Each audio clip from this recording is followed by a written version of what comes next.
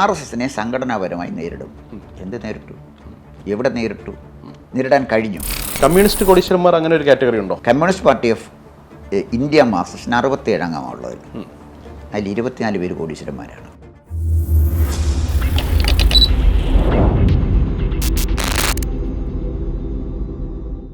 നമസ്കാരം. ശ്രീ കോന്നി ഗോപുവായിട്ടുള്ള സംഭാഷണം തുടരുകയാണ്. സർ, കഴിഞ്ഞ അധ്യായത്തിൽ നമ്മൾ കമ്മ്യൂണിസ്റ്റ് പാർട്ടികളുടെ വിഭജനവും അതിന് പിന്നിലുണ്ടായിരുന്ന കാരണങ്ങളെക്കുറിച്ചിട്ടാണ് സംസാരിച്ചത്. പക്ഷേ ഇപ്പോൾ നമ്മൾ CPM ഒന്ന് ഫോക്കസ് ചെയ്യുകയാണെങ്കിൽ, കാരണം അവരുടെ സംസ്ഥാന സമ്മേളനമാണ് ആസന്നമായിരിക്കുന്നത്. CPM സംസ്ഥാന സമ്മേളനത്തെക്കുറിച്ച് സംസാരിക്കുമ്പോൾ നമ്മുടെ മനസ്സിലേക്ക് എപ്പോഴും വരുന്നത് സംസ്ഥാന സമ്മേളനം പാസ്സാക്കുന്ന പ്രമേയങ്ങളാണ് എപ്പോഴും ചർച്ചയാവുന്നത്. ഈ പ്രമേയങ്ങൾ അതുമായി ബന്ധപ്പെട്ടിട്ടുണ്ടാകുന്ന ചർച്ചകൾ, പിന്നീട് ഭാവിയിൽ വരുന്ന തിരുത്തലുകൾ, അതിൻ്റെ ഒരു ചരിത്രവും അതിൻ്റെ ഒരു നാൾ വഴിയും ഒന്ന് സംസാരിക്കാം. താങ്കൾ പറയും. ഈ സംസ്ഥാന സമ്മേളനം ഇപ്പം നടക്കുകയാണ്. അത് കഴിഞ്ഞ് ദേശീയ സമ്മേളനം മധുരയിൽ നടക്കും. മധുരയിൽ പാർട്ടി കോൺഗ്രസ്. അപ്പോൾ ഇവിടെ ഏറ്റവും വലിയൊരു പ്രത്യേകത ഒരു അനീഷ് ശ്രദ്ധിച്ച് കാണും. പാർട്ടി കോൺഗ്രസ് നടക്കാൻ തയ്യാറെടുക്കുന്ന കമ്മ്യൂണിസ്റ്റ് പാർട്ടിക്ക് ഒരു അഖിലേന്ത്യാ സെക്രട്ടറി ഇല്ല. കമ്മ്യൂണിസ്റ്റ് പാർട്ടിയുടെ ചരിത്രത്തിലാദ്യമാണ് ഒരു അഖിലേന്ത്യാ സെക്രട്ടറി ഇല്ലാതെ പാർട്ടി കോൺഗ്രസ് നടക്കാനുള്ള തയ്യാറെടുപ്പ് നടത്തുന്നത്. അപ്പോൾ അതിൽ നിന്ന് തന്നെ വളരെ വ്യക്തമാണ്, അവർ വല്ലാത്തൊരു വിഹുലതയിലാണ് കമ്മ്യൂണിസ്റ്റ് പാർട്ടി നേതാക്കന്മാർ. എന്ത് ചെയ്യണമെന്ന് അവർക്ക് അറിഞ്ഞുകൂടാ. കഴിഞ്ഞ ദിവസം വന്ന ഒരു രാഷ്ട്രീയ കരട് പ്രമേയം, അത് പോളിറ്റ് ബ്യൂറോ കൂടി അംഗീകരിച്ചു. ആ കരട് പ്രമേയത്തിൽ 2-3 പ്രധാനപ്പെട്ട കാര്യങ്ങൾ പറയുന്നുണ്ട്. അവിടെയാണ് കമ്മ്യൂണിസ്റ്റ് പാർട്ടിയെ നോക്കേണ്ട കാര്യം. പ്രധാനമായിട്ട് അവർ പറയുന്ന കാര്യം, കേരളത്തിൽ BJPയെ നേരിടുന്നതിൽ പാർട്ടിക്ക് ആശയപരമായ വീഴ്ചയുണ്ടായി. ഒരു കൊച്ചു കാര്യമല്ല. BJPയെ നേരിടുന്ന കാര്യത്തിൽ പാർട്ടിക്ക് ആശയപരമായി വീഴ്ചയുണ്ടായി. അപ്പോൾ BJPയുടെ ആശയവും കമ്മ്യൂണിസ്റ്റ് പാർട്ടിയുടെ ആശയവും തമ്മിൽ സംഘർഷം ഉണ്ടായപ്പോൾ അതിൽ കമ്മ്യൂണിസ്റ്റ് പാർട്ടിക്ക് വീഴ്ചയുണ്ടായി എന്നാണല്ലോ അതിൻ്റെ അർത്ഥം. അല്ല, വേറെ ഒരു അർത്ഥം നമുക്ക് അതിനകത്ത് കാണാൻ പറ്റില്ലല്ലോ. അനീഷ്, ഈ സമ്മേളനത്തിൻ്റെ ഒരു പ്രത്യേകത ശ്രദ്ധിച്ചു. സംസ്ഥാന സമ്മേളനം മാർച്ചിൽ കൊല്ലത്ത് നടക്കുകയാണ്. അതിനുശേഷം പാർട്ടി കോൺഗ്രസ് മധുരയിൽ നടക്കുകയാണ്. ഈ സമ്മേളനത്തിൻ്റെ വലിയൊരു പ്രത്യേകത, കമ്മ്യൂണിസ്റ്റ് പാർട്ടി ഓഫ് ഇന്ത്യ മാർക്സിസ്റ്റിൻ്റെ ചരിത്രത്തിൽ ആദ്യമായിട്ട് പാർട്ടി കോൺഗ്രസ് നടക്കുമ്പോൾ പാർട്ടിക്ക് ഒരു അഖിലേന്ത്യാ സെക്രട്ടറി ഇല്ല. കാരണം പാർട്ടി നേതാക്കന്മാരെ ബാധിച്ചിരിക്കുന്ന ആശങ്ക, വല്ലാത്തൊരു വിഹുലതയാണ് ഇവരെ ബാധിച്ചിരിക്കുന്നത്. ഇത് ചെയ്യണമെന്ന് ഇവർക്കറിയില്ല. അവർ പാർട്ടി സെക്രട്ടറി, താൽക്കാലികമായൊരു സെക്രട്ടറിയെ തിരഞ്ഞെടുക്കുന്നതിന് എന്ത് തടസ്സമുള്ളത്? അതിനവർ കഴിഞ്ഞില്ല. അതിന് പകരം ഒരു കോർഡിനേറ്ററെയാണ് വെച്ചിരിക്കുന്നത്. ഈ കോർഡിനേറ്ററെ ഞാൻ കേട്ടിട്ടുള്ളത് സാക്ഷരതാ മിഷൻ കോർഡിനേറ്റർമാരുണ്ട്, ജില്ലാ കോർഡിനേറ്റർമാർ. അവരാണ് ജില്ലയിലെ പ്രവർത്തനങ്ങൾ നടത്തുന്നത്. അപ്പോൾ കമ്മ്യൂണിസ്റ്റ് പാർട്ടിക്ക് ആദ്യമായി കോർഡിനേറ്ററെ വെച്ചിരിക്കുന്നു. കോർഡിനേറ്റർ കൊണ്ട് തസ്തിക കമ്മ്യൂണിസ്റ്റ് പാർട്ടിയിലുണ്ടോ? ഇല്ല. ഇല്ലാത്തൊരു തസ്തികയിലേക്കാണ് പ്രകാശ് കാരാട്ടിനെ കൊണ്ട് അവർ വെച്ചിരിക്കുന്നത്. എന്ന് പറഞ്ഞാൽ പാർട്ടി വല്ലാതെ പാർട്ടിയെ ആശങ്ക ബാധിച്ചിരിക്കുന്നു. അവർക്ക് മനസ്സിലായി ഇത് ഒരു സർവനാശത്തിൻ്റെ വക്കിലാണ് പാർട്ടി നിൽക്കുന്നത് എന്ന് ബോധ്യമായതുകൊണ്ടാണ് പാർട്ടി സെക്രട്ടറി ഇല്ലാതെ കോർഡിനേറ്റർ ഈ സമ്മേളനം നടത്താനായിട്ട് നിയോഗിക്കപ്പെട്ടിരിക്കുന്നത്. ഇനി രണ്ടാമത്തെ കാര്യം, കഴിഞ്ഞ 2 ദിവസം മുമ്പ് പാർട്ടി ഒരു കരട് പ്രമേയം കൊണ്ടുവന്നു. അതായത് 24ാം പാർട്ടി കോൺഗ്രസ്സിന് മുമ്പായിട്ടുള്ളൊരു കരട് പ്രമേയമാണ്. ആ കരട് പ്രമേയത്തിൽ അവരുടെ വാചകം ഇങ്ങനെയാണ്: കേരളത്തിൽ BJPയെ നേരിടുന്നതിൽ പാർട്ടിക്ക് ആശയപരമായ വീഴ്ചയുണ്ടായി. അപ്പം BJPയുടെ ആശയം ഒന്ന്, CPMൻ്റെ ആശയം അതിൽ നിന്ന് വളരെ വ്യത്യസ്തമായ മറ്റൊന്ന്. അപ്പോൾ CPMൻ്റെ ആശയത്തിനെ അതിജീവിച്ച് BJPയുടെ ആശയത്തിന് കേരളത്തിലെ ജനങ്ങളുടെ മനസ്സിൽ സ്വാധീനം വർദ്ധിക്കുന്നു എന്നല്ലേ എന്നർത്ഥം. അപ്പോൾ കമ്മ്യൂണിസ്റ്റ് പാർട്ടിക്ക് വീഴ്ചയുണ്ടായത് എവിടെയാണ്? ഈ കരട് പ്രമേയത്തിൽ അത് പറയുന്നില്ല. എവിടെയാണ് വീഴ്ചയുണ്ടായത്? അത് കേരളത്തിലെ ജനങ്ങളെ കൂടെ ബോധ്യപ്പെടുത്തണ്ടേ? ഞങ്ങൾക്ക് പാർട്ടി എന്ന് പറഞ്ഞാൽ തെറ്റ് തിരുത്തുന്ന പാർട്ടിയല്ലേ. ഇന്ന തെറ്റാണ് ഞങ്ങൾ വരുത്തിയത്, ഇതാ ഈ തെറ്റ് തിരുത്താൻ പോകണം. തിരുത്തുമെന്ന് പറഞ്ഞിട്ടല്ലേ, എവിടെയാണ് ആശയപരമായി വീഴ്ചയുണ്ടായത് അതവർ പറയാൻ ഭയക്കുന്നു. അപ്പോൾ സത്യം പറയാൻ കമ്മ്യൂണിസ്റ്റ് പാർട്ടി ഭയക്കുന്നു. അതുകൊണ്ടാണ് ഈ ഒരു ഒഴുക്കൻ വാക്കിൽ അത് ഒതുക്കി നിർത്തിയിരിക്കുന്നത്. രണ്ടാമത് പറഞ്ഞിരിക്കുന്നത്, ന്യൂനപക്ഷ വർഗീയത വളരുന്നത് ഭൂരിപക്ഷ വർഗീയതയെ ശക്തിപ്പെടുത്തുകയുള്ളൂ. ഇവിടെ ഒരു വല്ലാത്ത വൈരുദ്ധ്യമുണ്ട്. EMSൻ്റെ കാലത്ത് അദ്ദേഹം പറഞ്ഞത് ഭൂരിപക്ഷ വർഗീയതയേക്കാൾ അപകടം കുറഞ്ഞതാണ് ന്യൂനപക്ഷ വർഗീയത. അതാണ് അദ്ദേഹത്തിൻ്റെ നിലപാട് അതായിരുന്നു. അതുകൊണ്ടാണ് അദ്ദേഹം മദിനിയും മഹാത്മാഗാന്ധിയൊക്കെ എല്ലാം ഒരുപോലെ എന്നൊക്കെ പറയാനുള്ള കാര്യം അതായിരുന്നു. ഇപ്പോൾ പറയുന്നു ന്യൂനപക്ഷ വർഗീയത വളരുന്നത് ഭൂരിപക്ഷ വർഗീയതയെ ശക്തിപ്പെടുത്തുകയുള്ളൂ. അപ്പം ന്യൂനപക്ഷ വർഗീയത വളരാൻ കാരണക്കാരാണ്? അതല്ലേ ഭൂരിപക്ഷ വർഗീയതയെ ശക്തിപ്പെടുത്തിയത്. ന്യൂനപക്ഷ വർഗീയത വളരാൻ കാരണക്കാർ CPM തന്നെയല്ലേ, സമ്മതിച്ചല്ലേ പറ്റുള്ളൂ. 67 EMSൻ്റെ ഗവൺമെൻറ് ഉണ്ടാകുന്നു. EMSൻ്റെ ഗവൺമെൻറ് ഉണ്ടായിട്ട് 69 മലപ്പുറം ജില്ല കൊടുക്കുന്നു. മലപ്പുറം ജില്ല മുസ്ലിം ലീഗ് എന്ന് പറയുന്ന രാഷ്ട്രീയ പാർട്ടിയുടെ ആവശ്യമായിരുന്നു. ആ ആവശ്യത്തിന് അവർ വഴങ്ങുകയാണ്. സത്യത്തിന് കേരളത്തിലെ ഒരു ജാതീയ മതപരമായൊരു ധ്രുവീകരണത്തിൻ്റെ തുടക്കം കുറിക്കുന്നത് ഈ മലപ്പുറം ജില്ലയിലാണ് വരിക. അങ്ങനെയാണ് ശരിക്കും BJP മലബാർ മേഖലയിൽ കാലുറപ്പിക്കുന്നത് ഈ മലപ്പുറം ജില്ല വന്നതിന് ശേഷമാണ്. അതുകൊണ്ട് അവിടുത്തെ സാധാരണ പാവപ്പെട്ട മുസ്ലിങ്ങൾക്ക് വല്ല പ്രയോജനം ഉണ്ടായെന്ന് വെച്ചാൽ അതൊന്നും ഉണ്ടായില്ല. പക്ഷേ ആ കൊടുത്തൊരു മെസ്സേജ്, അതായത് സംഘടിതമായ ഒരു ന്യൂനപക്ഷം മതത്തിൻ്റെ പേരിൽ സംഘടിച്ച് ഒരാവശ്യം ഉന്നയിച്ചാൽ ഏത് പാർട്ടി നേതാവാണെങ്കിലും അവരുടെ മുന്നിൽ കീഴടങ്ങും. EMSനേക്കാൾ വലിയൊരു പാർട്ടി നേതാവ് കേരളത്തിലുണ്ടായിട്ടില്ല, അദ്ദേഹം പരിപൂർണ്ണമായിട്ട് കീഴടങ്ങിയില്ലേ. അപ്പം ന്യൂനപക്ഷ വർഗീയതയെ ശക്തിപ്പെടുത്തുന്നതിൽ ചരിത്രപരമായ തെറ്റ് സംഭവിച്ചത് മാർക്സിസ്റ്റ് പാർട്ടി. ഈ അടുത്ത സമയം വരെ അവർ തുടർന്നതും അത് തന്നെയല്ലേ. അവർ പിന്നെ പോപ്പുലർ ഫ്രണ്ട് ഓഫ് ഇന്ത്യയുമായിട്ടോ അല്ലെങ്കിൽ ജമാഅത്തെ ഇസ്ലാമിയുമായിട്ടോ SDPIയുമായിട്ടോ ധാരണയുണ്ടാക്കിയെന്ന് കമ്മ്യൂണിസ്റ്റ് പാർട്ടി തന്നെ സമ്മതിക്കുന്ന ധാരാളം സന്ദർഭങ്ങളുണ്ടായി. ഇപ്പോൾ അവരത് തള്ളിപ്പറയുന്നുണ്ട്. ഈ പ്രസ്ഥാനങ്ങളെല്ലാം തീവ്രവാദ പ്രസ്ഥാനങ്ങളാണെന്നാണ് CPMൻ്റെ ഇപ്പോഴത്തെ നിലപാട്. അത് 2024 പാർലമെൻറ്റ് ഇലക്ഷൻ കഴിഞ്ഞതിന് ശേഷം ഉണ്ടായൊരു നിലപാടാണ്. ആ നിലപാടിൻ്റെ ഒരു സത്യസന്ധതയില്ല, ആ നിലപാടിൻ്റെ ഒരു അന്തസ്സില്ല, അതിൻ്റെ ഒരു ആത്മാർത്ഥതയില്ല. ആ നിലപാട് കേരളത്തിലെ ജനങ്ങളോട്ട് അംഗീകരിക്കാനും. ഇങ്ങനെ വായിച്ചാൽ പോരെ, നമുക്കൊപ്പം നിന്ന് കഴിഞ്ഞാൽ കുഴപ്പമില്ല, നമുക്ക് എതിർപക്ഷത്ത് നിന്ന് കഴിഞ്ഞാൽ പ്രശ്നമാണ്. അത് പണ്ട് അനീഷ് പറഞ്ഞ പോലെ തന്നെ, ഞങ്ങളിട്ടാൽ ബെർമുഡ, നിങ്ങളിട്ടാൽ നിക്കറ്. അതാണ് തത്വം, അതാണ് ഞങ്ങളുടെ ഫിലോസഫി. അതാണ് ഇനി എന്തെല്ലാം ആരെല്ലാം പറഞ്ഞാലും. ഇവിടെ ഞാൻ ഈ പറഞ്ഞ കരട് പ്രമേയ വാചകമാണ്. പക്ഷെ ഇവർ മനസ്സിലാകാതെ പോകുന്ന ഒരു കാര്യമുണ്ട്. വിവരസാങ്കേതിക വിദ്യയുടെ കാലഘട്ടത്തിൽ ജനിച്ച് ആർട്ടിഫിഷ്യൽ ഇൻ്റലിജൻസിൻ്റെ കാലത്ത് ജീവിക്കുന്ന ഒരു ജനസമൂഹത്തോടാണ് ഇത്തരം വിഡ്ഢിത്തങ്ങൾ കെട്ടിയെഴുന്നള്ളിക്കുന്നത്. വളരെ ശക്തമാണ് ഇവിടുത്തെ സോഷ്യൽ മീഡിയ. ഓരോ മനുഷ്യനും ഓരോ പത്രാധിപര, ഇൻസ്റ്റാഗ്രാം, ഫേസ്ബുക്ക്, പിന്നെ 100 കണക്കിന് ചാനലുകൾ, അവിടെ ഒക്കെ വന്ന് ഓരോ ആളുകൾ അവരുടെ അഭിപ്രായം പറഞ്ഞുകൊണ്ടിരിക്കുകയാണ്. ആ കാലഘട്ടത്തിൽ ജീവിക്കുന്ന ഒരു പാർട്ടിയാണ് മാർക്സിസ്റ്റ് പാർട്ടി. എല്ലാ പാർട്ടികളും. ഇപ്പം ഞാൻ പറഞ്ഞു വന്നത്, മാർക്സിസ്റ്റ് പാർട്ടിയെ സംബന്ധിച്ചിടത്തോളം കരട് പ്രമേയം തന്നെ ഒരു കാപട്യത്തിൻ്റെ ലക്ഷണമാണ് എന്നാണ് എനിക്ക്. സത്യസന്ധമായി ഞങ്ങൾക്ക് ഇന്ന കാര്യങ്ങളിൽ വീഴ്ച പറ്റി, തെറ്റുപറ്റി, ഞങ്ങൾ ഇങ്ങനെ തെറ്റ് തിരുത്തുകയാണ് എന്ന് പറയാനുള്ളൊരു ആർജവം കാണിച്ചിരുന്നുവെങ്കിൽ കുറച്ചുകൂടി ജനങ്ങൾക്കിടയിൽ അവർക്ക് അക്സെപ്റ്റൻസ് കിട്ടുമായിരുന്നു എന്നാണ് എനിക്ക് തോന്നുന്നത്. 64 മുതലുള്ള സമ്മേളനങ്ങളുടെ അല്ലെങ്കിൽ അതുമായി ബന്ധപ്പെട്ട പ്രമേയങ്ങളുടെ ചരിത്രം പരിശോധിച്ച് കഴിഞ്ഞാൽ ഇത്തരത്തിലുള്ള വീഴ്ചകൾ ഇനിയും കാണാൻ സാധിക്കുമോ? കാണാം. അതായത് 64 കമ്മ്യൂണിസ്റ്റ് പാർട്ടി 2ആയിട്ട് പിളരുകയാണ്. ഈ പിളരുമ്പോഴേ അത് അന്ന് അവർ തീരുമാനിച്ചത് മാർക്സിസം ലെനിനിസത്തിൻ്റെ അടിസ്ഥാനത്തിൽ രാജ്യത്തിൻ്റെ പ്രശ്നങ്ങൾ പരിഹരിക്കണം. ശരി.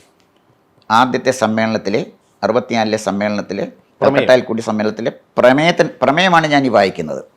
അപ്പം ആദ്യത്തെ സമ്മേളനത്തിൻ്റെ രസമുണ്ട്.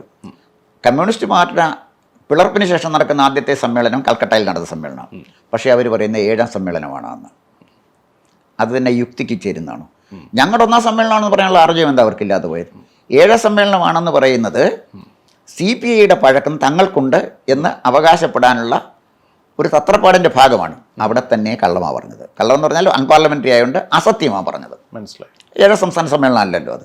64 1ാം പാർട്ടി CPIഎമ്മിൻ്റെ 1ാമത്തെ പാർട്ടി സമ്മേളനമാണ്. ഇനിയും 20 താഷ്കണ്ടിലേക്ക് പോയാൽ എം.എൻ. റോയുമായിട്ട് ഇവരെന്ത് ബന്ധമാണ്? ബർത്ത്ഡേക്ക് തന്നെ തർക്കമുണ്ട്. 20 താഷ്കണ്ടിലേക്ക് പോയാൽ മാർക്സിസ്റ്റ് പാർട്ടി പറയണം ഞങ്ങളുടെ പാർട്ടി സ്ഥാപകൻ എം.എൻ. റോയിയാണ്. പറയാൻ ധൈര്യമുണ്ടോ? ഞാനതാ പറഞ്ഞത്, അതൊരു കാപട്യമാണ്. അത്തരം കാപട്യങ്ങൾ നിലനിൽക്കില്ല. രണ്ടാമത് വന്നിരിക്കുന്ന ഏറ്റവും വലിയ രസം, ഈ സമ്മേളനത്തിൽ 64 സമ്മേളനത്തിൽ പങ്കെടുത്തതിൽ ഏറ്റവും മുതിർന്ന അംഗം SN തിവാരി എന്ന് പറഞ്ഞൊരാളായിരുന്നു. അന്ന് പങ്കെടുക്കുമ്പോൾ അദ്ദേഹത്തിന് 71 വയസ്സുണ്ടായിരുന്നു. അദ്ദേഹം UP നിന്ന് വന്ന ആളാണ്. ഇന്ന് UPയിൽ ഒരു പഞ്ചായത്തിൽ CPM ഉണ്ടോ? ഒരു പഞ്ചായത്തിൽ. വാരണാസിയിൽ നിന്ന് CPM ജയിച്ച മണ്ഡലമാണ്. CPMൻ്റെ പാർലമെൻറ്റ് അംഗം വാരണാസിയിൽ നിന്ന് ജയിച്ചു വന്ന ആളായിരുന്നു. പോയി. ഇനിയും രസം, അവരുടെ ഒരു ക്രെഡൻഷ്യൽ, ആ പങ്കെടുത്ത ആളുകളെക്കുറിച്ച് പാർട്ടി രേഖ വെച്ചുകൊണ്ടാണ് ഞാനിതെല്ലാം പറയുന്നത്. ആ പാർട്ടി, അതായത് മാർക്സിസം ലെനിനിസത്തിൻ്റെ അടിസ്ഥാനത്തിൽ ആണല്ലോ പ്രശ്നം പരിഹരിക്കേണ്ടത്. അതിനകത്തുള്ളത് അന്ന് പങ്കെടുത്തതിൽ ഭൂപ്രഭുക്കന്മാർ 122 പേരാണ്. പാർട്ടിയുടെ രേഖപ്രകാരം 122 പേരാണ് ഭൂപ്രഭുക്കന്മാർ പങ്കെടുത്തത്. പാവപ്പെട്ട കർഷകർ വെറും 44 പേരേ ഉണ്ടായിരുന്നുള്ളൂ. പിന്നെ വന്നത് തൊഴിലാളി വർഗമെന്ന് പറയാൻ പറ്റുന്ന ആളുകൾ വെറും 62 പേരേ ഉണ്ടായിരുന്നുള്ളൂ. അപ്പോൾ അതായത് 122 ഭൂപ്രഭുക്കന്മാർക്ക് ഭൂരിപക്ഷമുള്ള നിർണായക ഭൂരിപക്ഷമുള്ള ഒരു പാർട്ടി സമ്മേളനമാണ് അവർക്ക് തന്നെ എതിരായിട്ടുള്ള ജനകീയ ജനാധിപത്യ വിപ്ലവം നടത്തേണ്ടത്. അത് നടത്തേണ്ടത് അവർ തന്നെ പറയുന്നു, കർഷക തൊഴിലാളികളും വ്യാവസായിക തൊഴിലാളിയും ചേർന്നാണല്ലോ, തൊഴിലാളികളും കർഷക തൊഴിലാളിയും ചേർന്നല്ലയോ ഈ ജനകീയ ജനാധിപത്യ വിപ്ലവം ഉണ്ടാക്കേണ്ടത്. അപ്പോൾ അതിന് നേതൃത്വം കൊടുക്കേണ്ടതിന് വന്നത് 122 പേര് തന്നെയുണ്ട് ഭൂഷാസ്ത്രമായിട്ട്. പിന്നെ അടുത്ത സമ്മേളനങ്ങളിലേക്ക് വരുമ്പോഴേ പിന്നെ 1968 ഈ സമ്മേളനം നടക്കുന്നത് കൊച്ചിയിലാണ്. കൊച്ചിയിൽ ഈ 68 സമ്മേളനം നടക്കുമ്പോൾ അവർ പ്രമേയം പാസ്സാക്കി. തിരുത്തൽവാദത്തിനെതിരായിട്ടാണ് അവർ പ്രമേയം പാസ്സാക്കിയത്. ഈ തിരുത്തൽവാദികളാരാ? തിരുത്തൽവാദികൾ CPI-ക്കാരാ. തിരുത്തൽവാദത്തിനെതിരെ ഇവർ പ്രമേയം പാസ്സാക്കുമ്പോൾ CPI-ക്കാരാണ് തിരുത്തൽവാദികൾ. CPI-യുടെ 2 പേര് EMS-ന്റെ മന്ത്രിസഭയിലുണ്ട്. EMS മുഖ്യമന്ത്രിയാണ്. 67 EMS മുഖ്യമന്ത്രി ആയല്ലോ. ആ മന്ത്രിസഭയിൽ 2 പേരുണ്ട്. MN ഗോവിന്ദൻ നായരും TV തോമസും മന്ത്രിസഭയിലുണ്ട്. അപ്പൊ തിരുത്തൽവാദികളായ 2 പേരെ ഇരുത്തിക്കൊണ്ടാണ് EMS രാജ്യം ഭരിക്കുന്നത്. അത് അനൗചിത്യമല്ലേ? തിരുത്തൽവാദികളെ ഒഴിവാക്കണ്ടേ? എന്നാ അത് ചെയ്യാഞ്ഞത്? അപ്പം അതാണ് രണ്ടാമത്തെ, ഞാൻ ആ വൈരുദ്ധ്യമാണ് പറയുന്നത്. പിന്നീട് വന്ന രസകരമായ കാര്യം വെച്ചാൽ 3ാം പാർട്ടി കോൺഗ്രസ് അടുത്ത് വരുന്നത് മധുരയിലാണ്.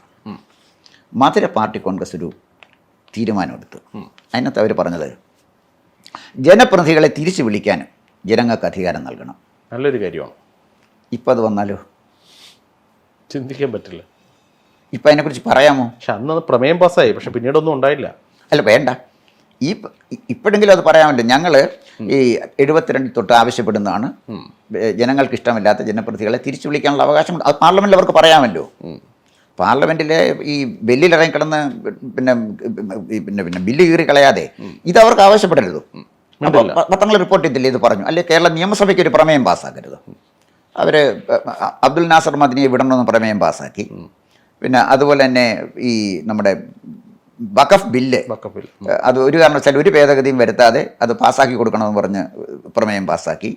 അതുപോലെ തന്നെ മെഡിക്കൽ കോളേജിൽ കോഴിക്കോട് മെഡിക്കൽ കോളേജുകളിലെ അഡ്മിഷന് മാറ്റം വരുത്താൻ പറ്റില്ല എന്ന് പറഞ്ഞ് പ്രമേയം പാസ്സാക്കി. അങ്ങനെ ആദിവാസി ഭൂമികൾക്ക് നഷ്ടപ്പെട്ട അവർക്ക് ഒരു ഇത് വന്നപ്പോഴേ, പുതിയ കേന്ദ്ര നിയമം വന്നപ്പോഴേ ആദിവാസി ഭൂമി വാങ്ങിച്ചവർക്ക് അത് നഷ്ടപ്പെടും, അതൊക്കില്ല എന്ന് പറഞ്ഞ് അവർ പ്രമേയം പാസ്സാക്കി. ഒറ്റ പ്രമേയം പോലും കേരളത്തിലെ ജനങ്ങളുടെ ജനജീവിതവുമായി ബന്ധപ്പെട്ട നിത്യജീവിതവുമായി ബന്ധപ്പെട്ട ഒരു പ്രമേയവും കേരള നിയമസഭ ഐക്യകണ്ഠേന പാസ്സാക്കിയിട്ടില്ല. അതാ ഞാൻ ഈ പറഞ്ഞ ഈ പ്രമേയങ്ങളൊക്കെ കേരളത്തിലെ ജനങ്ങളെ ബാധിക്കുന്ന പ്രശ്നമാണ്. പക്ഷേ ഇതൊരു നല്ല പ്രമേയമായിരുന്നു.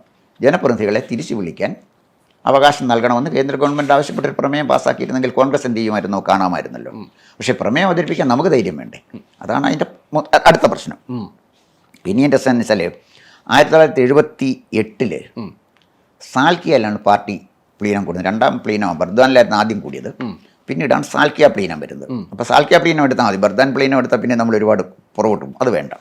ആ പാർട്ടി പിന്നെ പ്ലീനത്തിൽ പറഞ്ഞത് പാർട്ടിയിൽ അംഗങ്ങളുടെ എണ്ണം വർദ്ധിച്ചു, പക്ഷേ പാർട്ടി ദുർബലമായി എന്ന് പറഞ്ഞാൽ ബെർണാഡ് ഷായുടെ ഒരു നാടകത്തിൽ പറയുന്ന പോലെ ഓപ്പറേഷൻ സക്സസ് പേഷ്യൻ്റ് കൊളാപ്സ്ഡ്. വിജയകരമായി ഓപ്പറേഷൻ പേഷ്യൻ്റ് എത്തുപോയെന്നല്ലേ ഉള്ളൂ. അപ്പം അംഗം വർദ്ധിച്ചു, പാർട്ടി ദുർബലമായി. ഈ വർദ്ധിച്ച അംഗത്തിനെ കൊണ്ട് പാർട്ടിക്ക് എന്ത് പ്രയോജനമാണ്? ഇത് 78 കണ്ടതാണ്. അതിന് പരിഹാരം എന്തുണ്ടാക്കാൻ അവർ കഴിഞ്ഞു? അവർക്കൊരു പരിഹാരം ഉണ്ടാക്കാൻ പറ്റില്ലല്ലോ. അപ്പോൾ എന്നിട്ട് ഇത് ഈ 78 ഈ പാർട്ടി പ്ലീനം കൂടുന്നത് സംഘടനാക്കാര്യം ചർച്ച ചെയ്യാൻ വേണ്ടി മാത്രമാണ്. അവിടെ കുറേ കാര്യങ്ങൾ അവരവിടെ ചർച്ച ചെയ്തു. അതിലേറ്റവും പ്രധാനപ്പെട്ട കാര്യം, പാർട്ടിയിലേക്ക് പുതിയ അംഗങ്ങളെ എടുക്കുമ്പോൾ അവർക്ക് രാഷ്ട്രീയ വിദ്യാഭ്യാസം കൊടുക്കണം, എന്നിട്ടേ പാർട്ടിയിൽ എടുക്കാവൂ. ഞാൻ കുറേ കാലം പാർട്ടിയിലുണ്ടായിരുന്ന ആളാണ്. ഞാൻ കേഡർ മെമ്പറായിട്ടാണ് പാർട്ടി ചേർന്നത്. 1 കൊല്ലം കേഡർ പാർട്ടി മെമ്പർഷിപ്പിന് ശേഷമാണ് പാർട്ടി മെമ്പർഷിപ്പ് എനിക്ക് തന്നത്. എൻ്റെ ഒരു കാലഘട്ടത്തിൽ. എൻ്റെ കാലഘട്ടം വളരെ അടുത്താണ്. ഞാൻ ഈ പറഞ്ഞ പോലെ ത്യാഗം സഹിച്ച ഒരു കമ്മ്യൂണിസ്റ്റുകാരൻ ആ ലെവലിലൊന്നും വരുന്ന ആളല്ല. ഒരു കമ്മ്യൂണിസ്റ്റ് പാർട്ടി ഒരു അനുഭാവിയായിട്ട് വന്നു, പിന്നെ പാർട്ടിയിലോട്ട് വന്നു എന്ന് മാത്രമേ ഉള്ളൂ. അപ്പോഴേ അവർ പറയുന്നത് അങ്ങനെ വരുന്ന ആൾക്ക് രാഷ്ട്രീയ വിദ്യാഭ്യാസം കൊടുക്കണം. ആ രാഷ്ട്രീയ വിദ്യാഭ്യാസം അന്നുണ്ടായിരുന്നു. അന്ന് ഞാൻ പാർട്ടിയിലൊക്കെ ചേരുന്ന സമയത്ത് വെൺപാല രാമചന്ദ്രൻ എന്ന് പറഞ്ഞൊരു CPM നേതാവ് ഉണ്ടായിരുന്നു. നല്ല അധ്യാപകനായിരുന്നു. അദ്ദേഹത്തിൻ്റെ ക്ലാസ്സാണ് ഞാൻ കേട്ടിട്ടുള്ളത്. കമ്മ്യൂണിസ്റ്റ് സിദ്ധാന്തത്തെ ഏതൊരു സാധാരണ തൊഴിലാളിക്കും മനസ്സിലാകുന്ന വിധത്തിൽ ക്ലാസ് എടുക്കാൻ പറ്റുന്ന നല്ല കഴിവുള്ള ഒരു കമ്മിറ്റഡ് ആയിട്ടുള്ള ആളായിരുന്നു വെൺപാല രാമചന്ദ്രൻ സാർ. നല്ല മനുഷ്യനായിരുന്നു. ഗോവിന്ദപിള്ള സാറിൻ്റെ P. ഗോവിന്ദപിള്ളയുടെ ക്ലാസ് ഞാൻ കേട്ടിട്ടുണ്ട്. ശരിക്കും പറഞ്ഞാൽ EMS-നേക്കാൾ എനിക്ക് ബഹുമാനം ഒരു താത്വിക ആചാര്യൻ എന്നുള്ള നിലയിൽ PG ആണ്. അപ്പം PG നല്ല ക്ലാസ്സാണ്. അപ്പം അത് വിദ്യാഭ്യാസം കൊടുത്തെങ്കിലേ നമുക്ക് ഇത് മെമ്പറാകാൻ പറ്റുള്ളൂ, പാർട്ടി മെമ്പറാകാൻ പറ്റുള്ളൂ. പഴയ അംഗങ്ങൾക്ക് എന്ത് ചെയ്യണം? അവർക്ക് പുനർവിദ്യാഭ്യാസം കൊടുക്കണം, പാർട്ടി ആശയങ്ങളുമായിട്ട് ബന്ധപ്പെട്ട്. ഇപ്പോഴേ സരിൻ ഏറ്റവും അവസാനമായിട്ട് പാലക്കാട്ട് വന്നു. സരിന് ഇന്നലെ രാത്രി വരെ ഒരു വിദ്യാഭ്യാസം ഇല്ലാത്തവന് ഒറ്റ രാത്രി കൊണ്ട് രാഷ്ട്രീയ വിദ്യാഭ്യാസം നേടി, അദ്ദേഹം പാർട്ടി അംഗമായി. ഇനി വേറൊരാൾ, ഇപ്പോഴത്തെ തിരുവിതാംകൂർ ദേവസ്വത്തിൻ്റെ പ്രസിഡന്റ് പ്രശാന്ത്, അദ്ദേഹം നല്ല പ്രസിഡന്റാണ്, അതല്ല ഞാൻ പറഞ്ഞത്. അദ്ദേഹം ഒരു ഫൈൻ മോർണിംഗിൽ ഒരു രാത്രി ഇട്ട് കഴിഞ്ഞപ്പോഴത്തേക്ക് അദ്ദേഹം റാങ്കോടുകൂടി പാർട്ടി വിദ്യാഭ്യാസം പൂർത്തിയാക്കി നേരം വെളുത്തപ്പോഴേ ഫസ്റ്റ് റാങ്ക് അദ്ദേഹം ദേവസ്വം ബോർഡ് പ്രസിഡന്റായി. അതിനുമുമ്പ് ദേവസ്വം ബോർഡ് പ്രസിഡന്റ് ആയിരുന്ന ആരാണെന്ന് ആലോചിച്ച് നോക്കണം. ഒന്ന് എ പത്മകുമാർ. പത്മകുമാർ പത്തനംതിട്ട ജില്ലയിലെ ഏറ്റവും സീനിയർ നേതാക്കന്മാരിൽ ഒരാളാണ്. മറ്റൊന്ന് അല്ല, അതിനു മുമ്പായിരുന്നു. അതിനുശേഷം വന്ന അനന്തഗോപൻ പാർട്ടി സെക്രട്ടേറിയറ്റ് മെമ്പറായിരുന്നു. ഇതുപോലുള്ള പാർട്ടിയിലെ കമ്മിറ്റഡ് ആയിട്ടുള്ള പാർട്ടി നേതാക്കന്മാരിരുന്ന കസേരയിലേക്കാണ് ഒരു ഫൈൻ മോർണിംഗിൽ പ്രശാന്ത് വരുന്നത്. അപ്പോൾ അതെങ്ങനെയാണ് അദ്ദേഹം വന്നത്? പാർട്ടി അംഗത്വം കൊടുത്തില്ലെങ്കിലും പാർട്ടിയുടെ ഒപ്പം നിർത്താനും ചില ആൾക്കാർക്ക് ഒറ്റ രാത്രി കൊണ്ട് സാധിക്കുന്നുണ്ട്. ഇപ്പോൾ നമ്മുടെ റിസോർട്ട് നടത്തിയിട്ടുള്ള ആൾക്കാർക്കും അമ്യൂസ്മെന്റ് പാർക്ക് നടത്തിയിട്ടുള്ള ആൾക്കാർക്കും സിനിമാ നടന്മാർക്കൊക്കെ ഒരു രാത്രി ഇരുട്ട് വിളിക്കുമ്പോൾ പാർട്ടിയോടൊപ്പം നിൽക്കാനുള്ള അവസരം ഇപ്പം ലഭിക്കുന്നുണ്ട്. നിലമ്പൂരും കൊല്ലത്തും കണ്ടതാണ്. അതെ അതെ അതെ അതെ പെട്ടെന്ന് അവർ വിദ്യാഭ്യാസം കൊടുക്കും. അതും വേണ്ട, പാലക്കാട് സമ്മേളനം നടന്നപ്പോൾ അത് എന്നെ ഏറ്റവും അത്ഭുതപ്പെടുത്തിയത്, കോൺഗ്രസ് പാർട്ടി ഒരു ഭാരവാഹിയെ അവർ ലോക്കൽ കമ്മിറ്റി സെക്രട്ടറി ആക്കി. അംഗമല്ല, നേരെ ലാറ്ററൽ എൻട്രി കൊടുത്ത് അവനെ നേരെ അങ്ങ് പാർട്ടി സെക്രട്ടറി ആക്കി. ഇന്ന് ഇത് പാർട്ടിയുടെ അധപതനത്തിലേക്ക് പോകുന്ന കാര്യങ്ങളാണ് ഈ പറഞ്ഞത്. അപ്പം പാർട്ടി പ്ലീനം എന്തു പറഞ്ഞു, അതിൽ നിന്ന് തികച്ചും വ്യത്യസ്തമായ നിലപാടുകളല്ലേ പാർട്ടി ഇന്ന് വരെ സ്വീകരിച്ചിരിക്കുന്നത്. അവിടെയാണ് പാർട്ടിയെ സംബന്ധിച്ചിടത്തോളം കുഴപ്പം. പിന്നെ തീരുമാനിച്ച ഒരു കാര്യം, പാർട്ടിയുടെ ജനാധിപത്യ കേന്ദ്രീകരണം അപകടമായിട്ട് അവർക്ക് തോന്നി. അതിനെക്കുറിച്ച് പുനഃപരിശോധന നടത്തണം എന്ന് പറഞ്ഞു. അപ്പോൾ അവസാനം നടന്ന സമ്മേളനത്തിൽ എന്താ സംഭവിച്ചത്? കരുനാഗപ്പള്ളിയിൽ അവിടെ കൊണ്ടുവന്നൊരു പാനൽ അവതരിപ്പിച്ചു. അവസാനം പറഞ്ഞാൽ പൂട്ടിയിട്ടു. പാനയം കൊണ്ട് വന്നതിനെ അവരവിടെ പിടിച്ച് പൂട്ടിയിട്ടു. പിന്നെ ആരാണ്ടൊക്കെ കൂടെ വന്ന് ഈ പാവങ്ങളെ ഇറക്കിക്കൊണ്ട് വരുമായിരുന്നു. അങ്ങനെ അവിടുത്തെ കൊല്ലത്തെ രാജഗോപാൽ നല്ല കമ്മിറ്റഡ് ആയിട്ടുള്ള ആളാണ്. അദ്ദേഹത്തിനോട് വ്യക്തിപരമായിട്ട് എനിക്ക് നല്ല ബഹുമാനമുള്ള ആ മനുഷ്യനെയാണ് അവർ അവിടെ പൂട്ടിയിട്ടത്. അപ്പോൾ അവിടെ 2-3 നേതാക്കന്മാരുള്ള തമ്മിലടിയാണ്. എന്നിട്ട് എന്ത് ചെയ്തു? കമ്മ്യൂണിസ്റ്റ് പാർട്ടിയിലെ അഴിമതി അവസാനിപ്പിക്കണമെന്ന് പറഞ്ഞുകൊണ്ട് കോൺഗ്രസ്സുകാരല്ല, ഈ പാർട്ടി സമ്മേളനത്തിന് വന്നവന് ഏരിയ കമ്മിറ്റി ഓഫീസിന് മുന്നിലോട്ട് പ്രകടനമായിട്ട് പോയി. മിനിഞ്ഞാന്നത്തെ വാർത്ത ഒരുപക്ഷെ അനീഷ് സത്യപ്പെട്ട് കാണുമായിരിക്കും. കോഴിക്കോട് ഒരു പുതിയ പാർട്ടി സെക്രട്ടറി അവരങ്ങ് വെച്ചു. അതിനെതിരെ കോഴിക്കോട് പ്രകടനം നടന്നുകൊണ്ടിരിക്കുകയാണ്. അപ്പോൾ ഞാൻ പറഞ്ഞ ജനാധിപത്യ കേന്ദ്രീകരണത്തെക്കുറിച്ച് ശരിയല്ലെന്ന് പറഞ്ഞാൽ ഒരു പാർട്ടിയിൽ സംഭവിക്കുന്ന കാര്യങ്ങളാണ്. അരാജകത്വത്തിൻ്റെ അടയാളങ്ങൾ കണ്ടു തുടങ്ങി എന്നുള്ളതാണ്. പിന്നെ പറഞ്ഞൊരു കാര്യം, ഈ കോടീശ്വരന്മാരും അതുപോലെ തന്നെ ബഹുരാഷ്ട്ര കുത്തകകളുടെ പോലുള്ള ദേശീയ കുത്തകകളുമൊക്കെ പാർട്ടിയിൽ വലിയ സ്വാധീനം ചെലുത്തുകയാണ്. കോടീശ്വരന്മാർക്ക് വേണ്ടിയാണ് കോൺഗ്രസ് ഗവൺമെൻറ്റും BJP ഗവൺമെൻറ്റും ഇവിടെ നിൽക്കുന്നത്. അവർ കോടീശ്വരന്മാരുടെ പാർട്ടിയാണ്. BJPയും കോൺഗ്രസും കോടീശ്വരന്മാരുടെ പാർട്ടിയാണ്. പക്ഷെ വേറെ രസം എന്ന് വെച്ചാൽ, ലേറ്റസ്റ്റായിട്ട് ഇപ്പോഴത്തെ കേരള നിയമസഭയിലെ സർക്കാർ രേഖ അനുസരിച്ച് കമ്മ്യൂണിസ്റ്റ് പാർട്ടി ഓഫ് ഇന്ത്യ മാർക്സിസ്റ്റിന് 67 അംഗമാണുള്ളത്. അതിൽ 24 പേര് കോടീശ്വരന്മാരാണ്. 24 പേര്. CPIയിൽ 4 കോടീശ്വരന്മാർ. കമ്മ്യൂണിസ്റ്റ് കോടീശ്വരന്മാർ അങ്ങനെ ഒരു കാറ്റഗറി ഉണ്ടോ? അങ്ങനെ കമ്മ്യൂണിസ്റ്റ് കോടീശ്വരന്മാർ വന്നു. അങ്ങനെ 24 കമ്മ്യൂണിസ്റ്റ് കോടീശ്വരന്മാരുണ്ട് നമ്മുടെ രാജ്യത്ത്. ലോകത്ത് എവിടെയെങ്കിലും കമ്മ്യൂണിസ്റ്റ് കോടീശ്വരനെ കാണാനൊക്കെ കാണാം. ചൈനയിൽ പോയാൽ കാണും. ചൈന കഴിഞ്ഞാൽ പിന്നെ ഇവിടെ വന്നെങ്കിൽ കമ്മ്യൂണിസ്റ്റ് കോടീശ്വരനെ കാണാനൊക്കത്തുള്ളൂ. അതാണ് അതിൻ്റെ സ്ഥിതി. 1982 11ാമത്തെ പാർട്ടി കോൺഗ്രസ് കൂടുകയാണ്. അന്ന് BT രണദിവെ ഒരു പ്രമേയം അവതരിപ്പിച്ചു. 82 ഓർത്തണം. രണദിവെ പറഞ്ഞ പ്രമേയത്തിൽ മുസ്ലിം മതമൗലികവാദം രാജ്യത്ത് ശക്തിപ്പെടുകയാണ്, അത് ചർച്ച ചെയ്യേണ്ടതാണ്. അപ്പോൾ 82 BJP ചിത്രത്തിലില്ല. അന്നേ ഉണ്ട് ഈ പ്രശ്നം അന്നേ ഉണ്ട്. അപ്പോൾ മതമൗലികവാദം ചർച്ച ചെയ്യണം എന്ന് രണദിവെ പറയുകയാണ്. അതിൻ്റെ രസം, ഈ കമ്മ്യൂണിസ്റ്റ് പാർട്ടി ഉണ്ടായത് തന്നെ നമ്മൾ മുമ്പ് സൂചിപ്പിച്ച പോലെ മുഹാജിറുകൾ എന്ന് പറഞ്ഞ് ഈ ടർക്കിയിൽ പോയി മടങ്ങി വന്ന ഖിലാഫത്തിന് പോയ ആളുകളാണ്. പക്ഷെ ഇപ്പോൾ അവർക്ക് മനസ്സിലായി മുസ്ലിം മതമൗലികവാദം കമ്മ്യൂണിസ്റ്റ് പാർട്ടിയെ ദുർബലമാക്കുന്നു എന്നവർക്ക് മനസ്സിലാക്കി. 82 കാര്യമാണ്. അന്ന് കമ്മ്യൂണിസ്റ്റ് പാർട്ടിയിലുണ്ടായിരുന്നത് E.P. ചിവാവായും അതുപോലെ തന്നെ പാലൊളി മുഹമ്മദ് കുട്ടിയെപ്പോലുള്ള നേതാക്കന്മാർ. ഇന്നും കേരളത്തിലെ കമ്മ്യൂണിസ്റ്റുകാരടക്കമുള്ള ആളുകൾ മനസ്സിൽ സൂക്ഷിക്കുന്ന അപൂർവം നല്ല കമ്മ്യൂണിസ്റ്റുകാരിലെ 2 പേരാണ് ഈ പാലൊളി മുഹമ്മദ് കുട്ടിയും E.P. ചിവാവായും. ഇന്ന് കമ്മ്യൂണിസ്റ്റ് പാർട്ടിയിലുള്ള ആരാണ്? KT ജലീൽ. ഇത് മതമൗലികവാദത്തിനെതിരെ 82 രണദിവെ മുന്നറിയിപ്പ് കൊടുത്തു. 2025 ഈ പാർട്ടിയെ നയിക്കുന്നതിൽ പ്രമുഖനായ ഒരു ന്യൂനപക്ഷ നേതാവ് KT ജലീലാണ്. അദ്ദേഹം പാർട്ടി പ്രവർത്തകനല്ല, പാർട്ടി അംഗമല്ല, പക്ഷേ പാർട്ടിയോടൊപ്പം ചേർന്ന് അല്ല, സഞ്ചരിക്കുന്നു. പാർട്ടിയുടെ നേതാവായിട്ട് പാർട്ടിയുടെ MLA അല്ലേ. പാർട്ടി നിയമസഭയ്ക്കകത്ത് സംസാരിക്കാൻ അദ്ദേഹത്തിനല്ലേ നിയോഗിച്ചിരിക്കുന്നത്. പാർട്ടി അംഗമാണോ ഇല്ലെന്നുള്ളത് അപ്രസക്തമായൊരു കാര്യമല്ലേ. ഓക്കെ. പിന്നെ ഒരാൾ PV അൻവർ. അങ്ങനെ പോയി. അല്ല, അത് PV അൻവർ എടുത്തിട്ടല്ലേ പോയത്, എടുത്തില്ലേ പോവില്ലായിരുന്നല്ലോ. അപ്പോൾ പാലൊളി മുഹമ്മദ് കുട്ടിയും ഇമ്പിച്ചു വാവായും ഇരുന്ന കസേരയിലിരിക്കുന്നത് KT ജലീലും PV അൻവറും. PV അൻവറിൻ്റെ എടുത്തതിൻ്റെ ഫലം കമ്മ്യൂണിസ്റ്റ് പാർട്ടി അനുഭവിച്ചുകൊണ്ടിരിക്കുക, ഇനിയും കുറച്ചുകൂടെ അനുഭവിക്കേണ്ടി വരും. ഇനി 1992 വീണ്ടും പാർട്ടി കോൺഗ്രസ് മദ്രാസിൽ കൂടുന്നുണ്ട്. അവിടെ ഏറ്റവും രസകരമായ കാര്യം അവർ പറഞ്ഞിരിക്കുന്നത് സാൽക്കിയ പ്ലീനത്തിന് ശേഷവും ജനാധിപത്യ കേന്ദ്രീകരണം തുടരുന്നു. ഇത് 92 പറഞ്ഞാണ്. 92 പറഞ്ഞ 2024 പാർട്ടി സമ്മേളനം കൂടുമ്പോഴാണ് ഇതിന് പ്രസക്തി വരുന്നത്. എന്നിട്ട് അവർ പറയുന്നത് അതിന്നും തുടരുന്നു ഈ കേന്ദ്രീകരണം. എന്നിട്ട് പറഞ്ഞ ഒരു കാര്യം, പാനൽ അവതരിപ്പിച്ചും മത്സരം തടഞ്ഞും ഭീഷണിപ്പെടുത്തിയും ഉപരിക്കമ്മിറ്റികളിലെ നേതാക്കന്മാർ അവരുടെ ഇംഗിതം നടപ്പിലാക്കുന്നു. 92 മദ്രാസിൽ കൂടിയ പാർട്ടി കോൺഗ്രസ്സിൽ എടുത്തൊരു കാര്യമാണ്. 2024 കൊല്ലത്ത് എന്ത് സംഭവിക്കുന്നു എന്നുള്ളത് അന്നേ പറഞ്ഞു. അതെ, അതാണ് പറഞ്ഞത്. അപ്പോൾ കൊല്ലത്ത് 2092 അത് പറഞ്ഞ 2024 24 ഈ സംഭവം പൂട്ടിയിടുന്നത്. 25 കോഴിക്കോട്ട് പ്രകടനം നടത്തുന്നത്. അപ്പം ആ തരത്തിലേക്ക് ഇപ്പോൾ ഇടുക്കി തന്നെ തുടങ്ങിയല്ലോ. ഇടുക്കിയിലും അവർ പറഞ്ഞല്ലോ ഇതൊന്നും ശരിയല്ലെന്നുള്ള കാര്യം. അവസാനം അന്നൊരു തീരുമാനമെടുത്തു. 1964 പിളർപ്പിൻ്റെ കാഴ്ചപ്പാടുകൾ പുനരവലോകനം ചെയ്യാൻ തീരുമാനിച്ചു. എന്നാൽ 92 തീരുമാനിച്ച CPIക്ക് വലിയ ആഗ്രഹമുണ്ട് തിരിച്ച് CPMലോട്ട് അങ്ങ് ചേരണമെന്ന്, ലയിക്കണമെന്ന്, ഒറ്റ പാർട്ടിയാകണമെന്ന്. ചിലർക്കെങ്കിലും ഒരു കാരണവശാലും CPM അത് അംഗീകരിക്കത്തില്ല. 92 ഇതിനെക്കുറിച്ച് ഗൗരവമായിട്ട് ആലോചിക്കണമെന്ന് തീരുമാനിച്ച കാര്യം ഏതാണ്ട് ഇന്നത്തെ കമ്മ്യൂണിസ്റ്റ് പാർട്ടി നേതൃത്വം അത് CPM അത് തള്ളിക്കളഞ്ഞിരിക്കുകയാണ്. പിന്നെ വന്ന ഒരു കാര്യം വെച്ചാൽ അടുത്ത 16ാം പാർട്ടി കോൺഗ്രസ്സാണ്. അത് കൽക്കത്തയിലാണ്. അവർ പറഞ്ഞത് RSSൻ്റെ പ്രവർത്തനങ്ങളെ സംഘടനാപരമായി അവർ പാർട്ടി നേരിടുന്നതാണ്. 1925 RSS ഉണ്ടായത്. 1925 കമ്മ്യൂണിസ്റ്റ് പാർട്ടി ഉണ്ടായത്. ഇപ്പം RSSകാരന് ഇന്ത്യ ഭരിക്കുകയാണ്. ഇവിടെ കമ്മ്യൂണിസ്റ്റുകാർ 4 പേരുമായിട്ട് 543 മെമ്പർമാരുള്ള ലോക്സഭയിൽ 4 പേരുമായിട്ട് അവർ ഒരു അധികാരം പിടിച്ചെടുക്കാനുള്ള അവിശ്രമമായ ശ്രമത്തിൽ ഇങ്ങനെ നടന്നുകൊണ്ടിരിക്കുകയാണ്. അപ്പോൾ RSSനെ സംഘടനാപരമായി നേരിടും. എന്ത് നേരിട്ടു? എവിടെ നേരിട്ടു? നേരിടാൻ കഴിഞ്ഞില്ലെങ്കിൽ എന്തുകൊണ്ട്? അതിനെക്കുറിച്ച് ചിന്തിച്ചിട്ടുണ്ടോ? നേരിടുന്നൊരു പ്രമേയം പാസ്സാക്കി വെക്കുകയാണ്. പിന്നെ അടുത്ത് വരുന്നത് 19ാം പാർട്ടി കോൺഗ്രസ് കോയമ്പത്തൂരിൽ വന്നു.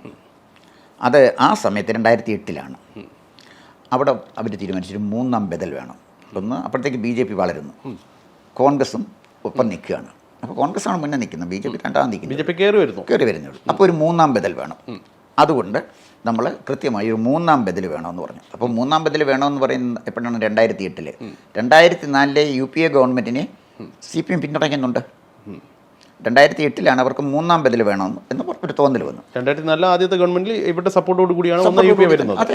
അന്നത്തെ മീറ്റിങ്ങുകളിലൊക്കെ പിന്നെ ഹർകിഷൻ സിംഗ് സുർജിത്ത് അല്ലായിരുന്നു സോണിയാഗാന്ധിയുടെ വീട്ടിൽ ചെല്ലുകയും സുർജിത്തിൻ്റെ തീരുമാനമൊക്കെ അനുസരിച്ചല്ലേ പോയത്. അപ്പോൾ ഇത് പറഞ്ഞു 3ാം ബദൽ വേണ്ട എന്നറിയാം. 19ാം പാർട്ടി കോൺഗ്രസ് നടക്കുന്നത് 2008 കോയമ്പത്തൂരാണ്. ഈ കോയമ്പത്തൂരെ സമ്മേളനത്തിൻ്റെ പ്രത്യേകത പാർട്ടിക്കൊരു ഇത് പോരാ, കോൺഗ്രസ് ഒരിടത്ത് വളരുന്നു, ഒരിടത്ത് BJP വളരുന്നു. ഇതിനെ രണ്ടുപേരെയും തോൽപ്പിച്ചുകൊണ്ട് നമുക്കൊരു 3ാം ബദൽ വേണം അവർ തീരുമാനിച്ചു. ആദ്യത്തെ 4 വർഷം 2004 തൊട്ട് 2008 ഇത് പാസ്സാക്കുന്ന സമയം വരെ UPA സർക്കാരിനെ താങ്ങി നിർത്തിയവരാണ്. അവർക്കൊന്ന് 3ാം ബദൽ വേണം. പെട്ടെന്ന് തുറന്ന് ഇല്ല ഉണ്ടിരുന്ന നായർക്കൊരു വിളി തോന്നി എന്നൊക്കെ പറഞ്ഞ പോലെ ഒരു കാര്യം പെട്ടെന്നൊരു തോന്നൽ വന്നു. അപ്പോൾ അങ്ങനെ വന്ന് 1-2-3 എഗ്രിമെൻറ്റിനെ അവർ എതിർക്കുകയാണ്. അമേരിക്കയായിട്ട് 1-2-3 എഗ്രിമെൻറ്റ് സൈൻ ചെയ്യാൻ പറ്റില്ല. അത് ആണവ കരാർ. മൻമോഹൻ സിംഗ് അത് അംഗീകരിച്ചില്ല. അദ്ദേഹം ആണവ കരാർ ഒപ്പുവെച്ചു. അവരെ പിന്നെ പിന്തുണ പിൻവലിച്ചു. അങ്ങനെ 2009 അവരുടെ കാലാവധി അവസാനിക്കുകയാണ്. UPA ഗവൺമെൻറ് കാലാവധി. അപ്പോൾ CPM സ്വാഭാവികമായും ഗവൺമെൻറ്റിലുള്ള പിന്തുണ പിൻവലിച്ച് പുറത്തുപോയി. ആ 9 ഇലക്ഷനിൽ കോൺഗ്രസിൻ്റെ നില മെച്ചപ്പെടുത്തി. എങ്ങനെ? ഇവർ പിന്തുണ പിൻവലിച്ചതോടുകൂടി കോൺഗ്രസ് അവരുടെ നില മെച്ചപ്പെടുത്തി പോയി. അങ്ങനെയാണ് 2009 വീണ്ടും 2009 UPA അധികാരത്തിൽ വരുന്നത്. 20ാം പാർട്ടി കോൺഗ്രസ് 2012 കോഴിക്കോട്ട് നടക്കുകയാണ്. അപ്പം വെളി നിൽക്കുകയാണ്. അപ്പോൾ വീണ്ടും ഉറച്ചൊരു തീരുമാനമെടുത്തു. മാർക്സിസം ലെനിനിസം അതിൻ്റെ അടിസ്ഥാനത്തിൽ ഇന്ത്യയിലെ മൊത്തം പ്രശ്നം പരിഹരിക്കുമെന്ന് പറഞ്ഞു. പണ്ട് തൊട്ട് പറയുന്നതാണ്. അപ്പോഴും മൂന്നാം ബദലിനെ കുറിച്ച് മിണ്ടുന്നില്ല. അല്ല, മൂന്നാം ബദലുണ്ട്. ഉണ്ട്. മൂന്നാം ബദല് കോൺഗ്രസിനെയും BJP-യും തോൽപ്പിച്ചുകൊണ്ട് അധികാരം പിടിച്ചെടുക്കാൻ തീരുമാനിച്ചല്ലോ. അത് 64 തീരുമാനിച്ചല്ലോ ആരാ വിപ്ലവം നടത്തേണ്ടതെന്ന്, ആരെ ഒഴിവാക്കണം, എങ്ങനെ റെഡിയാക്കണം, ഭരിക്കണം. മന്ത്രിസഭയിലെ ഏത് വകുപ്പുകൾ വേണം തീരുമാനിച്ചില്ലെന്നേ ഉള്ളൂ. ആ ലെവലിലേക്ക് വരികയാണ്. അപ്പോൾ മാർക്സിസം ലെനിനിസത്തിൻ്റെ അടുത്ത പാർട്ടിയെ ശക്തിപ്പെടുത്താൻ തീരുമാനിച്ചു. അപ്പോൾ മാർക്സിസം ലെനിനിസത്തിൻ്റെ അടിസ്ഥാനത്തിൽ 64 തൊട്ട് ശക്തിപ്പെടുത്താൻ നടത്തിയത്. എന്നിട്ട് എന്താ ശക്തിപ്പെടാഞ്ഞെന്ന് ആലോചിച്ചില്ല, ശക്തിപ്പെടുത്താൻ തീരുമാനിക്കുക അങ്ങനെയുള്ള കഥീനം. പിന്നെ ഒരു കാര്യം കൂടെ ചെയ്തവർ, പാർട്ടിയുടെ പോക്ക് അപകടത്തിലോട്ടാണ് തോന്നി തുടങ്ങി. അത് തോന്നുന്നത് ആദ്യമായിട്ട് 2012 അന്ന് തോന്നി എന്തോ ചില കുഴപ്പങ്ങൾ വരുന്നുണ്ടല്ലോ എന്ന് അവർക്ക് 2012 തോന്നി. എന്നാലും മാർക്സിസം ലെനിനിസത്തിൻ്റെ അടിസ്ഥാനത്തിൽ ഇന്ത്യയിലെ പ്രശ്നമൊക്കെ പരിഹരിക്കും, പക്ഷേ എന്തോ ഒരു ചെറിയ പ്രശ്നങ്ങൾ വരുന്നുണ്ടെന്ന് തോന്നി. പിന്നെ ഒരു കാര്യം അവർ സമ്മതിച്ചു, BJP-യുടെ വളർച്ച മുൻകൂട്ടി കാണാൻ കഴിഞ്ഞില്ല. BJP-യുടെ വളർച്ച മുൻകൂട്ടി കാണാൻ കഴിയണമെങ്കിൽ 2 കാര്യം വേണം. പൊളിറ്റിക്കൽ സെൻസ് വേണം, ദീർഘവീക്ഷണം വേണം. ഇതുണ്ടെങ്കിലല്ലേ മുൻകൂട്ടി കാണാൻ കഴിഞ്ഞുള്ളൂ. എനിക്കിതൊന്നും മുൻകൂട്ടി കാണാൻ കഴിഞ്ഞില്ല എന്ന് പറഞ്ഞതിന് അർത്ഥം എന്താ? മുൻകൂട്ടി കാണാൻ എനിക്ക് കഴിവില്ല എന്നുള്ളതല്ലേ. മുൻകൂട്ടി കാണുന്നവനല്ലേ നേതാവ്. വരാൻ പോകുന്ന രാഷ്ട്രീയ മാറ്റം മുൻകൂട്ടി കാണുന്നവരാണല്ലോ നേതാക്കന്മാർ. ഈ നേതാക്കന്മാർക്കും അത് മുൻകൂട്ടി കാണാൻ കഴിഞ്ഞില്ല എന്ന് പറഞ്ഞാൽ രാഷ്ട്രീയമായി അവരുടെ അപ്രസക്തി അവർ തന്നെ അടിവരയിട്ട് ചൂണ്ടിക്കാണിക്കുകയല്ലേ. അവസാനം 2015 വിശാഖപട്ടണത്ത് പാർട്ടി കൂടുകയാണ്. തീർത്തും കമ്മ്യൂണിസ്റ്റ് പാർട്ടി നിരാശരായി കഴിഞ്ഞു. കംപ്ലീറ്റ് ആയിട്ട് പാർട്ടി നിരാശരായി. എന്താ കാര്യം വെച്ചാൽ 2014 ഇവരുടെ എല്ലാം പ്രതീക്ഷയെ അതിജീവിച്ചുകൊണ്ട് മോദിയുടെ ഗവൺമെൻറ് അധികാരത്തിൽ വന്നു, BJP അധികാരത്തിൽ വന്നു. 2014 തെരഞ്ഞെടുപ്പ് കഴിഞ്ഞപ്പോൾ CPI-യും CPM ഒക്കെ പറഞ്ഞതെന്താ, ഞങ്ങൾ പിന്തുണയ്ക്കാത്തൊരു ഗവൺമെൻറ് വരുന്ന പ്രശ്നമേ ഇല്ല. AB ബർദാൻ പറഞ്ഞത് ഇപ്പോഴും എനിക്ക് ഓർമ്മയുണ്ട്.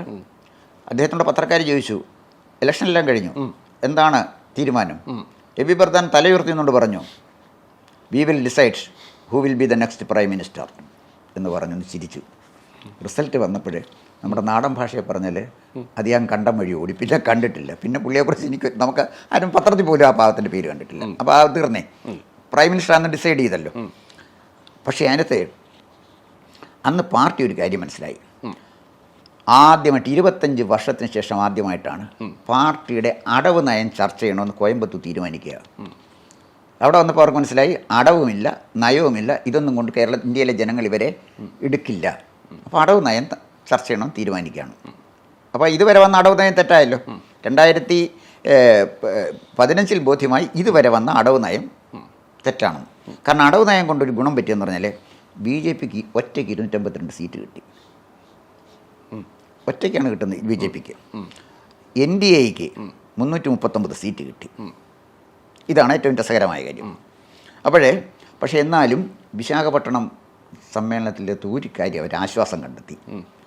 ഈ തിരിച്ചടികളൊക്കെ ഉണ്ടായെങ്കിലും ഒരു കാര്യത്തിൽ അവർക്ക് വലിയ ആശ്വാസം ഉണ്ടായി. എന്താണെന്നറിയാം, ഇന്ത്യൻ പാർട്ടി നേരിടുന്ന വെല്ലുവിളികൾക്കിടയിലും ചൈന 2ാമത്തെ സാമ്പത്തിക ശക്തിയായി വളർന്നതിലെ രോമാഞ്ചം കൊള്ളുകയാണ്. ചങ്കിലെ ചൈന നമ്മൾ നശിച്ച് നാറാണക്കല്ല് വെച്ചു, പക്ഷേ ചൈന അടിച്ച് കയറുകയാണ്. അപ്പം നമ്മൾ അതിനകത്ത് അതുകൊണ്ട് നമുക്കിനി സുഖമായിട്ട് കിടന്നുറങ്ങാൻ ചൈന വളരുന്നുണ്ട്.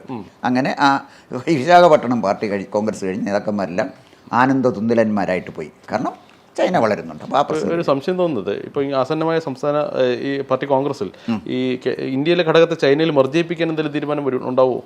അതിന് സാധ്യത വളരെ കൂടുതലാണ്, വളരെ സാധ്യത കൂടുതലാണ്.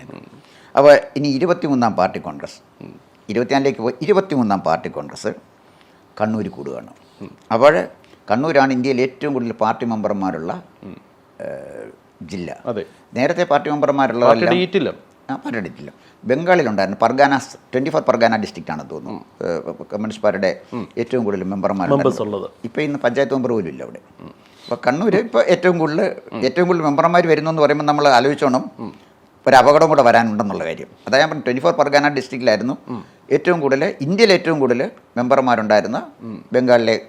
അവിടെ ഒരു പഞ്ചായത്ത് മെമ്പർ പോലും ഇല്ല. ഒറ്റ പഞ്ചായത്ത് മെമ്പർ ഇല്ല, ആരും ഇല്ല. പാർട്ടി ഓഫീസുകൾ BJP-ക്കും പിന്നെ തൃണമൂലിലൊക്കെ വാടകയ്ക്ക് കൊടുത്തിരിക്കുക. അപ്പോൾ അത് വന്നപ്പോൾ കണ്ണൂർ ഇത് വരുമ്പോൾ സഹകളെ ഒരു ആശങ്കയെ കാണുന്നത് ഇത്, കാരണം ചരിത്രം മുന്നോട്ട് പോയിക്കൊണ്ടിരിക്കുന്നതുകൊണ്ടാണ് നമ്മളിത് പറയുന്നത്. എന്തായാലും ശരി, ഈ 2022 ഏറ്റവും പ്രധാനപ്പെട്ട കാര്യം, ഒരു പുതിയ രാഷ്ട്രീയ ബദലുണ്ടാക്കാൻ CPM-നെ കഴിയൂ എന്ന് അപ്പോഴും അവർ വിശ്വസിക്കുകയാണ്. പക്ഷേ വിശ്വാസത്തിൽ ഇളക്കം തട്ടിയായിട്ട് അവർ സമ്മതിക്കുന്നുണ്ട്. അതിനുള്ള ശ്രമം തുടരുകയാണ്. 22 അവസാനം വന്ന് ഇന്നിപ്പോൾ 2024 പാർട്ടി ഇരുപത്തിനാലാം പാർട്ടി കോൺഗ്രസിലേക്ക് 25-ൽ പോവുകയാണ്. ഈ പാർട്ടിയുടെ പ്രമേയങ്ങൾ നമ്മൾ പറഞ്ഞാൽ ഇതുവരെയുള്ള പ്രമേയങ്ങളൊക്കെ നോക്കിയാൽ ഒരു കാര്യം മനസ്സിലാക്കും. സിഗരറ്റ് പാക്കറ്റിന് മുകളിൽ ഒരു സ്റ്റാറ്റ്യൂട്ടറി വാണിംഗ് ഉണ്ട്. പുകവലി ആരോഗ്യത്തിന് ഹാനികരം. ഇതുപോലുള്ള കുറേ സ്റ്റാറ്റ്യൂട്ടറി വാണിങ്ങുകൾ പാർട്ടിക്ക് കൊടുക്കാനല്ലാതെ പാർട്ടി സമ്മേളനം കൊണ്ട് ഈ പാർട്ടിയെ മെച്ചപ്പെടുത്താനോ അതിന് ജനകീയ പിന്തുണ വർദ്ധിപ്പിക്കാനോ ബഹുജന അടിത്തറ വിപുലമാക്കാനോ പാർട്ടിക്ക് കഴിഞ്ഞിട്ടില്ല. വെറും സ്റ്റാറ്റ്യൂട്ടറി വാണിംഗ് കൊടുക്കുന്ന ഒരു സമ്മേളനമായിരിക്കും വീണ്ടും 2025-ൽ മധുരയിൽ നടക്കാൻ പോകുന്നത്. മനസ്സിലായി സർ. സാറിൻ്റെ പോയിന്റ് ക്ലിയർ ആണ്. ഇത് കേട്ട് കഴിയുമ്പോൾ ശരിക്കും ഒരു ശരാശരി കേരളീയൻ എന്നുള്ള നിലയ്ക്ക് മനസ്സിൽ വരുന്നൊരു കാര്യം ചിരിക്കണോ ചിന്തിക്കണോ എന്നുള്ള കാര്യമാണ്. ശരിക്കും പറഞ്ഞു കഴിഞ്ഞാൽ ഈ വീഡിയോയിൽ പറഞ്ഞിരിക്കുന്ന ഓരോ കാര്യങ്ങളും ഓരോ കമ്മ്യൂണിസ്റ്റ് പ്രസ്ഥാനത്തെ വിശ്വസിക്കുന്ന ഓരോ വ്യക്തിയും കാണേണ്ടതും അറിയേണ്ടതും മനസ്സിലാക്കേണ്ടതുമായ കാര്യങ്ങളാണ്. അവരത് ചെയ്യും എന്ന് കരുതുന്നു. നേതാക്കന്മാർക്ക് ഇനിയെങ്കിലും ബോധമുണ്ടാകട്ടെ എന്ന് പ്രത്യാശിക്കാം. നന്ദി.